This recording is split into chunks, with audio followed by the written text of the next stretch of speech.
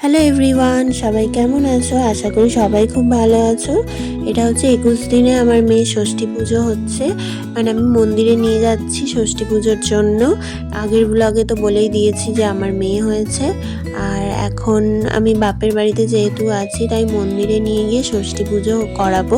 কারণ হচ্ছে আমার শ্বশুরবাড়ির নিয়ম মা ষষ্ঠীর মূর্তি এনে বাড়িতে পুজো করা। যেহেতু আমি বাপের বাড়িতে আছি তাই এই নিয়মটা আর করা হয়নি। মন্দিরে নিয়ে এসেছি আমার মেয়েকে। আর এই মন্দিরটায় প্রায় দিন মানে ষষ্ঠী পুজো হয়, বাচ্চাদের নিয়ে আসে ষষ্ঠী পুজো করাতে। তাই এই কালী মন্দিরেই আমরা ষষ্ঠী পুজোটা করিয়ে নিয়েছি।